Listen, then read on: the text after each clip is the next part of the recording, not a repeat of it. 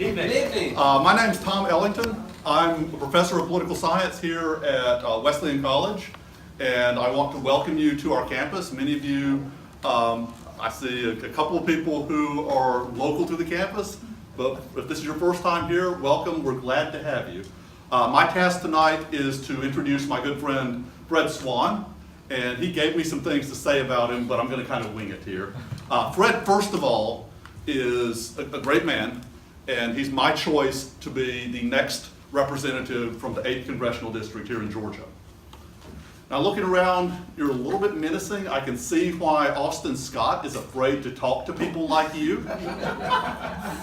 I want you to know that while Fred is a great friend of mine, at any time, if Austin Scott wants to come here and do a town hall, I will make that happen in this room. That offer is on the table. Good luck. Thank you. So just a little bit about Fred. Fred he works for Geico. He's a local boy made good. He has been active in the Bibb County Democratic Party for a number of years. He is currently also the 8th Congressional District Chair for the party, which has involved him doing a lot of work getting to know the district that he's going to represent very, very well. He also was a delegate to the Democratic National Convention last summer. So I think Fred has a lot going for him. I don't want to take up too much more time because Fred's going to tell you a little bit about himself, and then we're going to do a lot of Q&A. So please join me in welcoming Fred Swann.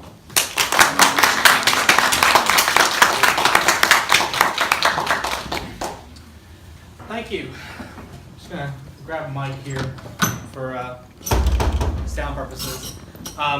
Thank you. I was just handing the phone off because I'm going to try and broadcast some of this on Facebook Live. I'm also going to be doing a little video recording, so an edited version of some of these questions and answers will be going up on my channel as well.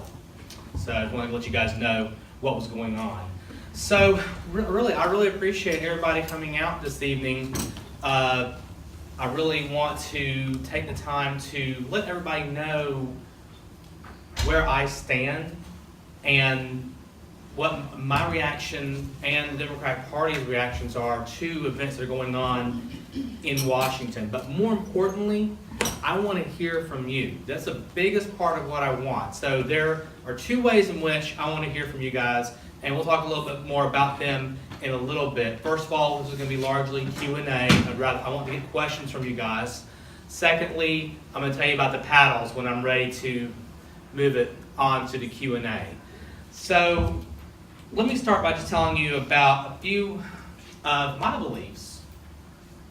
And that kind of gets your indication of what you may want to ask me, if you want to challenge one of my beliefs or you want to speak up for something you don't like what's going on in Washington or what have you.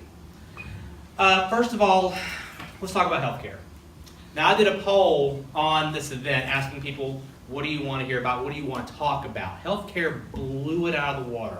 2-1 to the next thing. It probably had almost as many votes as everything. It was set, I think 18 people total voted for healthcare. It was healthcare, obviously. We want to hear about it.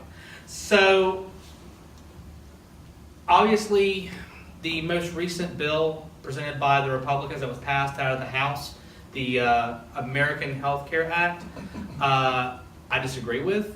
And I disagree with both its intent and its execution, because I feel like repealing and replacing the Affordable Care Act is the wrong way to go, first of all.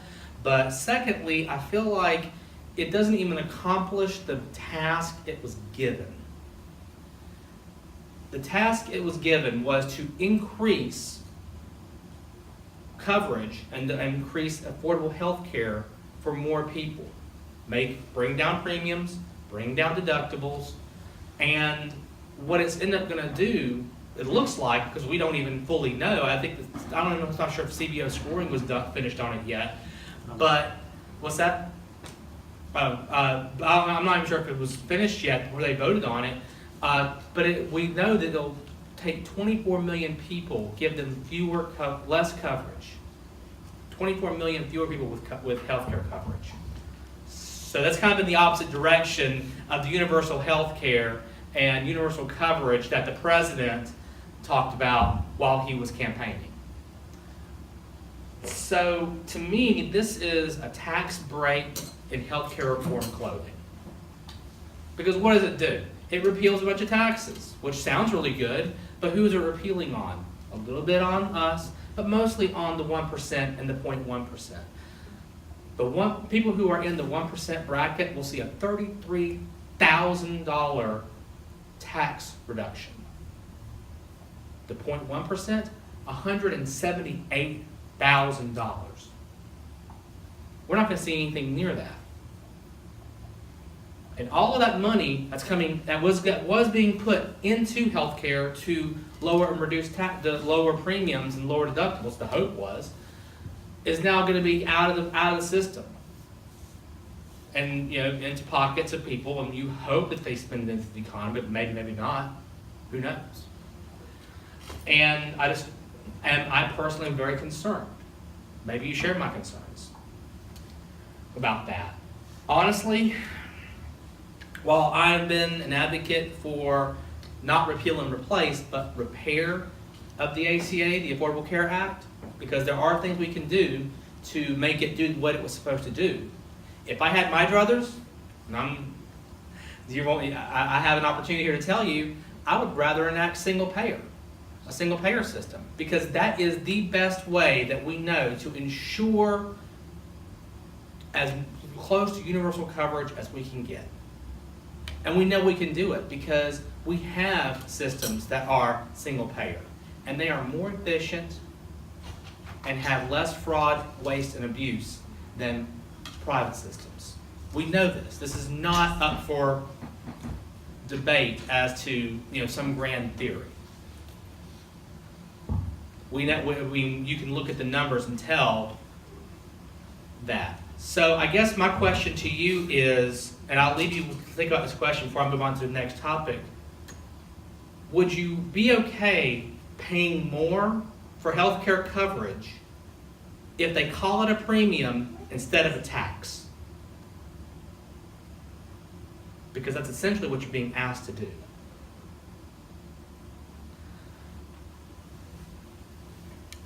So the next point I'd like to talk about is infrastructure spending. I'm a big advocate of infrastructure spending. And apparently, according to his platform, so is the president. So that's an area where he and I agree, to a point. And if I'm getting to Congress, and he's still there, then I'm more than willing to work on him with infrastructure spending. But if you'll look at how he wants to implement infrastructure spending, it is rebuilding roads and bridges, largely toll roads, so that they are privately owned and they are repaired by people who use them instead of by tax dollars, the way most roads and bridges are now. And he only wants to spend $100 billion on that instead of the close to $1 trillion it would take to actually bring our infrastructure back up to where it needs to be, both for our safety and for our continued economic growth. Next, I would want to work to upgrade our energy grid to make it a true 21st century energy grid, ready to come online for the energy needs that we're going to have and the energy sources that are becoming available. And I'll talk about that in a moment, about increased use of wind and solar. We can do this. They keep saying, oh, you can't do this. Oh, you can't do that. That's cost a lot of money. Where are you going to find the money? Well, where are you going to find the money to launch a bunch of rockets onto an air base in Syria? Where'd you find money to drop this mother of all bombs in Afghanistan? That I still have no idea why we did it.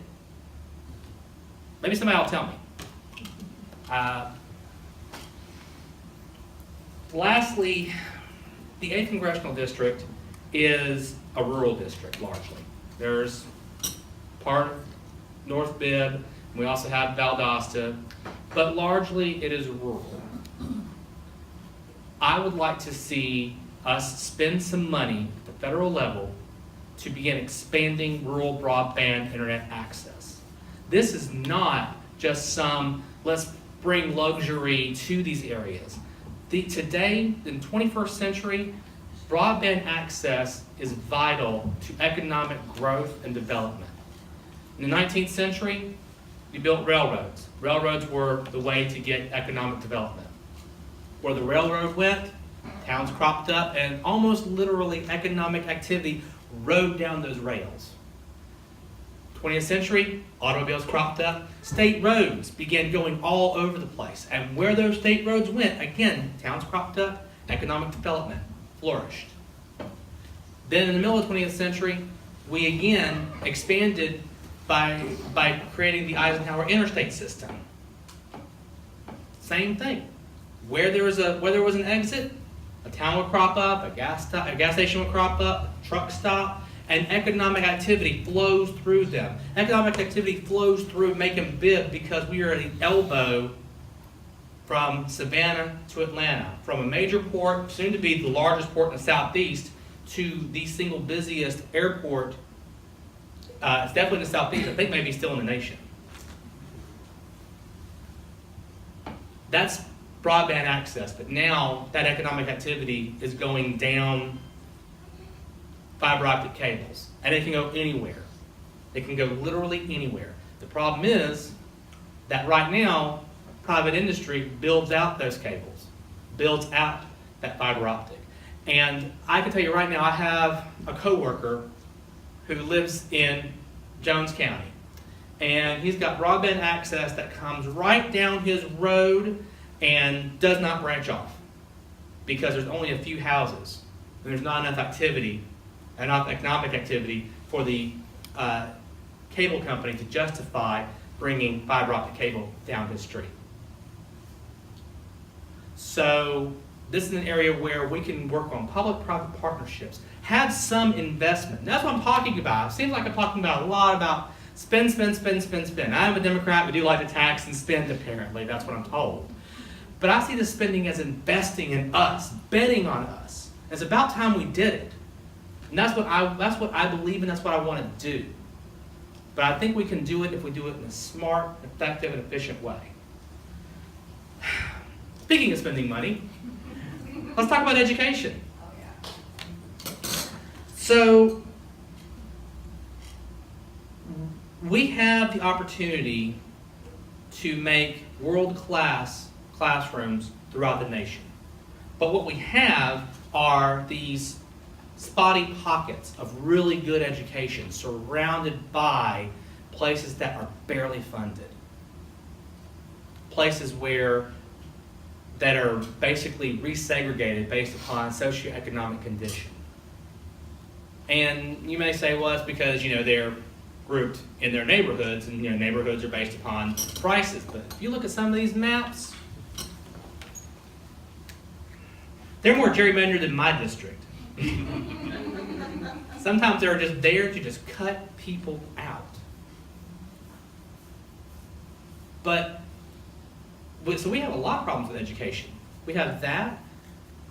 We have this need that we've had for a long time to try to make education like a business. Because we need to know that our dollars are being spent well, and we feel the need to make certain that educators are doing the right job, that teachers are doing a good job. But how can you tell? When one teacher does things one way, one teacher does things another, they grade just very differently based upon their plans, which gave rise to standardized testing. That's why there's so much standardized testing, because there was this push from both sides of the aisle, but really came down from a corporate mindset, to begin standardized testing. And we need to eliminate that. We need to re-empower our teachers, re-empower our communities, re-empower our local counties in order to give them the power to do the things that we need to do to raise the standards. Instead of bringing down these standards from on high, but they need money, they need support in order to do it. And they need standards that need to be met, that we can set, at least a base. Everybody in this nation will get this much education. If your community can do better, great. Share those great ideas. but we do need to set a base level of standard. But we also need to empower communities to find these solutions on their own. Teachers in their classrooms, principals managing their schools, superintendents and school councils, school boards of education managing their schools, and then garner and gather best practices. Again, we can do it. We just need to get away from this particular mindset that we've had. And another thing I want to mention before I move on, Betsy DeVos, the Secretary of Education. I wouldn't have had a chance to vote on her because she required Senate confirmation. I'm looking at the House. But I don't agree with people who try to shut her out of classrooms, try to shut her out. I don't agree with people who do that kind of protesting where they keep her out of there. Or when she was booed recently at local at the college. She needs to see some of these places, folks. She needs to see a public school. Actually get inside of one, see what it looks like. She needs to visit a historically black college and see what kind of education it provides and see what kind of value it brings. She needs to be invited, hear what she has to say, and then maybe, hopefully, she'll hear some things that will help her do her job. This woman needs an education, so, But that's my bit on that. And lastly, the environment. Talked a lot about spending money. I talked a lot about job growth and economic growth. I feel like our debate has become kind of dishonest when it comes to the environment because we have been fed and we have bought into this false choice that you either have clean air and water or you got jobs. And somehow, if we put a few regulations on folks, a few protections on the environment, it's just going to tear up these jobs. And in some instances, maybe the EPA has been overzealous. And perhaps we can look and see, are current protections still necessary and needed? Do they hurt small business? Or do they hurt large corporations? And then again, what are we protecting? Donald Trump did a whole lot talking about coal miners. And, coal mining pays, I think, $80,000 in those communities. But it also is very damaging to them, very damaging to the environment. So I understand why they make that choice. But you're talking about protecting 76,000 jobs nationwide by allowing polluters to put coal dust in streams that go downstream, probably beyond where that community's economic influence is. So they're getting the money and extracting the money out of that river's pollution, and it's going down to somewhere else where they can't fish, they can't swim, they can't enjoy their community.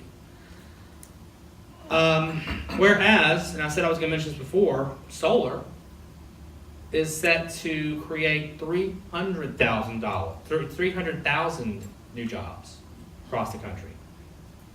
Solar panel technology is getting cheaper and cheaper, continues to do so.